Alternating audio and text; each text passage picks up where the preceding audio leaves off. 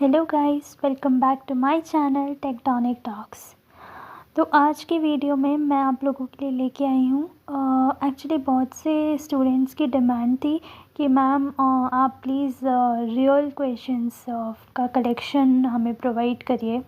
Basically अगर हम real questions या सैम्पल उस टाइप के देखते हैं तो वी गेट मोर आइडिया कि किस टाइप का किस पैटर्न का टेस्ट होने वाला है एंड किस टाइप के क्वेश्चंस पूछे जाएंगे। इस वीडियो में आज हम जितने भी क्वेश्चंस डिस्कस करेंगे ये सारे ही क्वेश्चंस कॉग्निजेंट की लेटेस्ट हायरिंग में पूछे गए क्वेश्चंस हैं। Yes, they are the real questions. मैंने इन्हें कलेक्ट किया है। तो हम लोग जो है इस वीडियो में डिस्कस करेंगे कुछ real questions on numerical ability, कुछ लॉजिकल रीजनिंग के, प्रोग्रामिंग, डेटाबेस और जो बेसिक एमसीक्यूज़ पूछे जाते हैं ऑपरेटिंग सिस्टम या नेटवर्किंग से रिलेटेड, उसके भी कुछ क्वेश्चंस मैंने कलेक्ट किए हैं। तो वीडियो को स्टार्ट करते हैं। तो सबसे पहले न्यूमेरिकल एबिलिटी के क्वेश्चंस डिस्कस करेंगे। Let's come to the first question. तो पहला क्वेश्चन है, a man can complete a work in 12 days and another man can complete the same work in 15 days. If they work together, how long will it take them to complete the work? ये काफ़ी basic सा work related question है and इसकी बहुत सारी tricks भी होती हैं सॉल्व करने की। तो लेट अस स्टार्ट। तो क्या पूछना चाह रहा है, वो कह रहा है कि एक आदमी पर्टिकुलर काम जो है वो पूरा 12 दिन में कंप्लीट कर लेता है और जो दूसरा आदमी है अगर वो अकेला उस काम को करे तो वो 15 दिन में कंप्लीट कर पाता है। तो इससे हमें इनकी एफिशिएंसीज पता चल गई हैं। अब वो पूछ रहा है क्वेश्चन में कि अगर ये दोनों पर्सन एक साथ काम करते हैं तो इन्हें कितनी देर में ये वर्क कंप्लीट कर पाएंगे, इन्हें कितनी देर लगेगी ये वर्क कंप्लीट करने में। तो लेट्स सी द सॉल्यूशन। तो जैसे कि हमें पता है हम लोग वर्क डन निकाल सकते हैं। बेसिकली 1/d जो फॉर्मूला होता है, work done by the first man in 1 day वो होगा 1/12, work done by the second man in 1 day हो गया 1/15। तो बेसिकली टुगेदर एक दिन में वो लोग कितना वर्क कंप्लीट कर लेंगे, सो that is 1/12 plus 1/15 that is 3/20। 3/20 of the work वो एक दिन में कंप्लीट कर लेते हैं। तो उन्हें कितना टाइम लगेगा पूरे वर्क को कंप्लीट करने में, तो जस्ट इसको रेसिप्रोकल कर देंगे, दैट इज़ 20/3 अप्रॉक्सीमेटली 6.67 days। तो ऑप्शन में होगा वही आपको ये टिक कर देना है। So the correct answer is 6.67 days। I hope ये काफ़ी बेसिक क्वेश्चन है and trust me questions basics ही पूछे जाते हैं। मैटर ये करता है कि आप कितनी जल्दी इन सभी क्वेश्चंस को सॉल्व कर सकते हैं। टाइम जो होता है वो लिमिटेड होता है।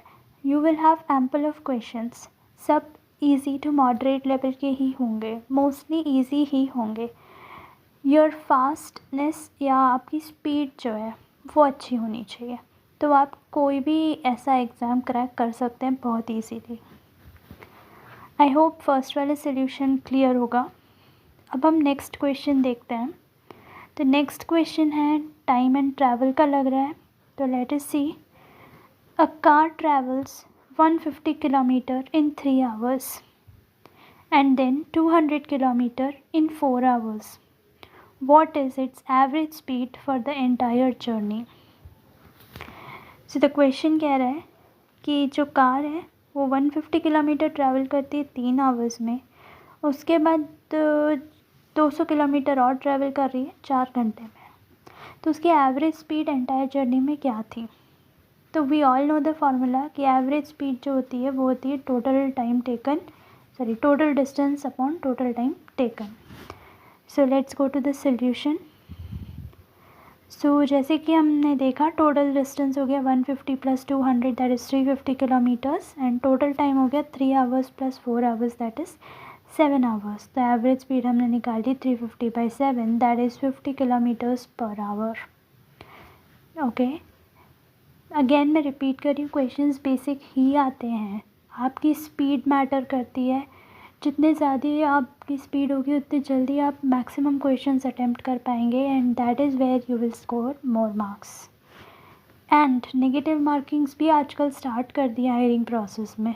सो टेस्ट अपीयर करने से पहले आप एक बार इंस्ट्रक्शंस को अच्छे से पढ़िएगा। अगर नेगेटिव मार्किंग है तो प्लीज़ तुक्का नहीं लगाना है। कमिंग टू नेक्स्ट, अब हम लॉजिकल रीजनिंग के कुछ रियल क्वेश्चंस देखते हैं जो कि अभी लेटेस्ट हायरिंग में कॉग्निजेंट ने पूछे हैं।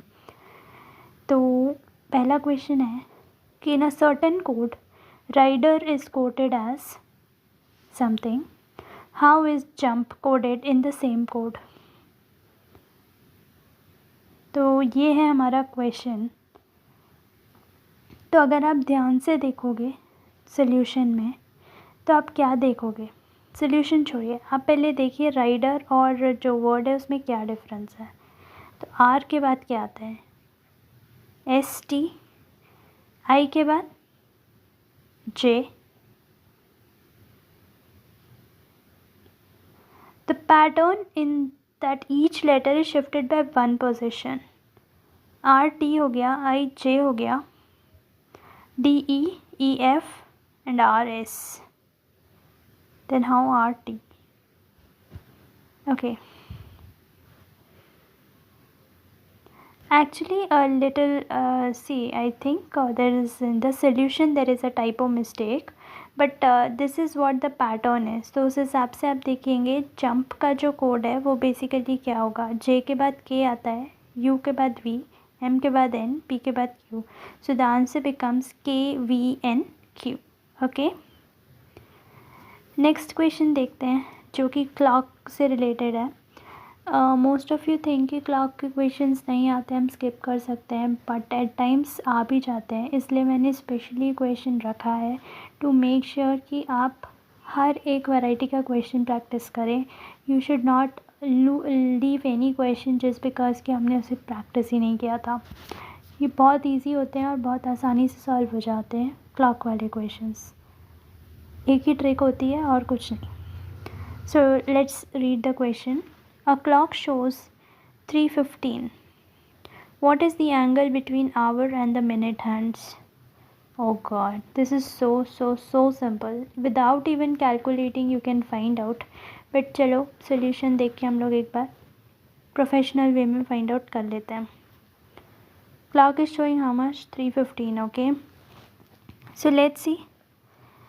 तो जब भी हमें ये एक चीज़ पता है, अगर हम क्लॉक के क्वेश्चंस ऑलरेडी सॉल्व कर चुके हैं तो हमें ये चीज़ पता है कि 1 मिनट में जो मिनट हैंड होता है वो 6 डिग्री से रोटेट होता है।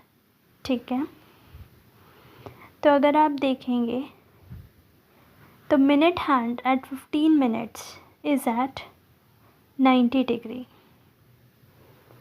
Right, minute hand at 15 minutes is at the 3, so that's 90 degree.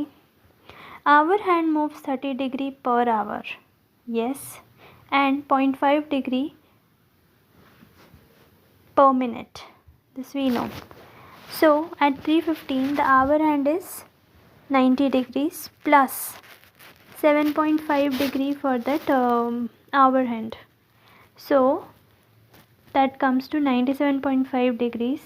Angle between the hour and the minute hand. So angle between the hour and the minute hand हम कैसे निकालते हैं, फॉर्मूला आई होप आप सबको पता होगा. So you minus this, you get 7.5 degrees. So that is the answer. That is the angle between the hour and the minute hand would be 3:15. ठीक है, आई होप दिस इज़ क्लियर. ये formula आता है guys, आपको formula अच्छे से पता होना चाहिए. तो मेक श्योर सारे फार्मूलाज रिवाइज कर लें before appearing for the exam. Now coming to the most important, programming. Programming में भी आपको मॉडरेट लेवल के क्वेश्चंस पूछे जाएंगे, आपको बेसिक से मॉडरेट ही पूछे जाएंगे. डिफ़िकल्ट आपको जब आप एडवांस्ड लेवल का पेपर देते हैं उसमें पूछे जाते हैं. जब बेसिक हायरिंग होती है उसमें बेसिक क्वेश्चंस ही पूछे जाएंगे प्रोग्रामिंग के भी. जैसे कि अब हम फर्स्ट क्वेश्चन देख रहे हैं. Write a function in Python to find whether a given number is a palindrome और नॉट. अब सबसे पहले you should know what is a palindrome, and I hope अगर आप कैंपस हायरिंग में अपीयर हो रहे हैं तो डेफिनेटली अगर आप आईटी स्टूडेंट है, कंप्यूटर साइंस ईसी स्टूडेंट भी हैं, पैलिंड्रोम तो आपको पता ही होना चाहिए और पता ही होगा। So what is palindrome? ऐसा नंबर जो स्टार्टिंग से रीड करे और पीछे से रीड करे तो सेम होना चाहिए, ठीक है। So that is called as a palindrome, like 1 to 1. If you read it from left to right and from right to left, it is 1 to 1 only, right? So ऐसे numbers को हम palindrome numbers कहते हैं. So you have to write a function in Python to find whether a number is a palindrome or not. So let's go to the solution. So हमने basically क्या किया है यहाँ पे? So first आप देखेंगे तो we have basically created a function is palindrome and it's taking an parameter n which is a number. Okay, now what you're doing is you're converting that number into a string. हमने इसे string में convert कर दिया because हमें पता है Python में एक रिवर्स फंक्शन होता है स्ट्रिंग रिवर्स करके, तो हम वो रिवर्स करके चेक कर सकते हैं जो प्रीवियस वाली स्ट्रिंग है और जो रिवर्स करने पे स्ट्रिंग है अगर दोनों इक्वल है that means it's a palindrome, ठीक है। सो अगर इक्वल टू है that means return true and if it is true then you have to output it's palindrome true और false. I hope this is clear. बाकी आप इसको execute करके भी देख सकते हैं अपने प्रोग्राम में अपने आईडी पे। I hope the first question was clear. Next एक और क्वेश्चन जो पूछा गया था that is a function in C++ to find the factorial of a number using recursion. See there are different ways of finding this factorial of a number. Recursion से उनने basically recursion से क्यों पूछा? The reason is most of you या exactly the company wants to test your understanding of recursion. आपको recursion आता भी है या नहीं, ठीक है। तो बेसिक रिकर्शन का जो एल्गोरिदम है उसे टेस्ट करने के लिए ये क्वेश्चन पूछा गया है। स्पेसिफिकली उन्होंने कहा है रिकर्शन ही यूज़ करना है, ठीक है। सो अगर आप देखेंगे तो ये C++ में लिखा हुआ है। Don't worry, they will not ask you कि you have to write particular code in Python और इन C++ ओनली। लैंग्वेज की सिलेक्शन का ऑप्शन आपको सारे एग्ज़ाम्स में मिल जाता है, so don't worry about that. Python हर जगह होती है, जावा हर जगह होती है, C++ हर जगह होती है, so you can choose any one, no problem in that. So basic जो है फैक्टोरियल वो एंड वन मोर थिंग जो अभी मुझे क्लिक की है एंड दैट इज़ कि आपको ये भी पता होना चाहिए फर्स्ट ऑफ ऑल रिकर्शन क्या होता है and what is factorial of a number. Definitely you might be knowing but still just to make sure कि ऐसे टाइप के क्वेश्चंस TCS में काफ़ी ज़्यादा पूछे जाते हैं कि they say to find it's a palindrome और not, and there are different kinds of things like you should know that as well. I'll let you know. Okay, I hope you will go through this program, and if you have any doubts please post it in the comments. I will be more than happy to help you. Now coming to databases. See, databases से भी question पूछा जाता है आजकल Cognizant में, ये mandatory है। Actually आजकल नहीं, बेसिकली 2-3 साल पहले से कॉग्निजेंट ने स्टार्ट किया था for its hiring for special, जैसे हम कहते हैं जेंसी नेक्स्ट के लिए, उसमें इन्होंने स्टार्ट किया था and now it is mandatory even for the agencies to appear for this round, that is the databases round. तो डेटाबेसेस में बेसिकली आपको एक SQL क्वेरी लिखनी होती है।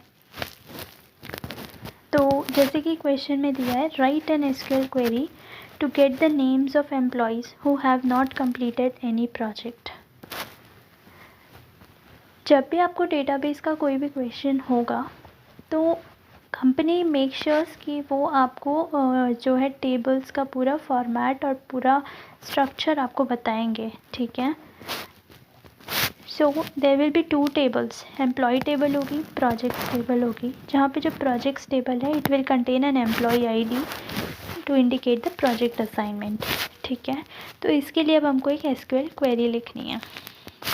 What we have to get? We have to get only the names of the employees who have not completed any project. So हमें इधर क्या क्या चीज़ें ध्यान में रखनी होगी. फर्स्ट ऑफ ऑल 2 टेबल्स हैं, एम्प्लॉयज़ है एंड प्रोजेक्ट्स है. यहाँ पे हमें रेफरेंशियल इंटीग्रिटी दिख रही है, फॉरेन की हमको दिख रहा है यहाँ पे, प्राइमरी की, फॉरेन की. ठीक है, तो ऑफ कोर्स जब हम 2 टेबल्स की बात कर रहे हैं तो हमको ज्वाइन करना पड़ेगा in order to find out कि कौन कौन ऐसे एम्प्लॉयज़ हैं जिन्होंने प्रोजेक्ट कंप्लीट नहीं किया है. तो हमें सेलेक्ट करना है एम्प्लॉय का name from employees table. You going to left join it. Okay, left join करेंगे. Why? Because we need employee names who are not associated with any project. Left join the project on employee ID of employee is equal to employee ID in the projects table, where projects table's employee ID is null. So you have to join that way. See, अगर आप regret practice करते हैं तो SQL query भी बहुत आसान हो जाता है. I know starting में it's not easy, but as you keep on practicing it becomes easy. Actually joins will become easy for you for sure. So yeah, that is what I have for databases. ये एक real question है जो कि पूछा गया latest hiring में. इस type के क्वेश्चंस एक्सपेक्ट कर सकते हैं आप. नेक्स्ट जनरल जो MCQ क्वेश्चंस पूछे जाते हैं बेसिकली ऑपरेटिंग सिस्टम और नेटवर्किंग से ही ज़्यादा पूछे जाते हैं. जैसे कि आप फर्स्ट क्वेश्चन देखिए, what is the main function of an operating system. Options हैं to manage hardware resources, to manage software resources, to execute applications and all of the above. So of course अगर हमने basic operating system भी पढ़ा है तो ये हमें बहुत अच्छे से क्लियर है कि हाँ, जो हमारा ऑपरेटिंग सिस्टम होता है वो हार्डवेयर भी मैनेज करता है, सॉफ्टवेयर भी मैनेज करता है, एंड एप्लीकेशंस भी उसी के थ्रू रन करते हैं. So option is D, that is all of the above. Next question, in which scheduling algorithm does the CPU execute the processes in the order they arrive? तो हमें अच्छे से पता है कि क्या पूछ रहा है. See you have to read the question twice, they may confuse you even though. यहाँ तो स्ट्रेट फॉरवर्ड है but I am just warning you, कैसे भी होता है. स्ट्रेट फॉरवर्ड क्वेश्चन है यहाँ पे. सो क्या कह रहा है वो कौन सा स्केड्यूलिंग एल्गोरिथम है जिसमें जो CPU है वो प्रोसेस को एग्जीक्यूट करता है in the order they come. First process I उसको एग्जीक्यूट कर दो, सेकेंड आई उसको कर दो. So that scheduling algorithm is called first come first serve, FCFS algorithm. So वो ऑप्शन में है, सो हम जल्दी से उसको टिक कर देंगे. नेक्स्ट क्वेश्चन है कि what is a subnet mask used for. Subnet mask को हम क्यों यूज़ करते हैं, तो ये बेसिकली नेटवर्किंग से पूछा गया क्वेश्चन है. ऑप्शंस हैं to identify network and host portions of an IP address, to encrypt data packets, to compress the data, to route data between networks. So नहीं, ऑप्शन डी तो राउटर हो गया. ठीक है, तो बेसिकली ऑप्शन ए हमें समझ आ रहा है कि हाँ, हम सबनेट मास्क निकालते हैं किसी भी IP एड्रेस का, हम सबनेट मास्क निकालते हैं, राइट. फिर बहुत सारे न्यूमेरिकल्स भी पूछे जाते हैं इसमें. So option A is correct, to identify network and host portions of an IP address. Next question है, लास्ट है basically, which of the following is a connection oriented protocol. देखो, एक होता है कनेक्शन ओरिएंटेड और दूसरा होता है कनेक्शन लेस प्रोटोकॉल. तो जो TCP प्रोटोकॉल होता है that is connection oriented protocol. ठीक है, it ensures reliable data transmission between devices. So again, अगर आपने basic operating system, basic networking भी पढ़ा है तो आप आसानी से ये सारे MCQs को कवर कर लेंगे. सो ये सारे रियल क्वेश्चंस हैं. अगेन जो मैं कह रही हूँ, ये सारे रियल क्वेश्चंस हैं जो कि मैंने कलेक्ट किए हैं from the latest Cognizant hiring 2024 for freshers. So I hope pattern clear हो गया होगा और ये भी क्लियर हो गया होगा कि किस लेवल के क्वेश्चंस आ रहे हैं। तो जैसे कि हम देख पा रहे हैं क्वेश्चंस इतने भी टफ़ नहीं हैं, इतने भी डिफ़िकल्ट नहीं हैं, they are easy to moderate level only. तो आप आसानी से कर सकते हैं। The only thing is you need practice, nothing else. I hope you like this video. Please subscribe to my channel to get more updates on the hiring processes related to different multinational companies. And please like my video and share it with your friends. And let me know in the comments which topic do you need a new video from me. That helps me to understand your needs and demands, and I will make the video accordingly.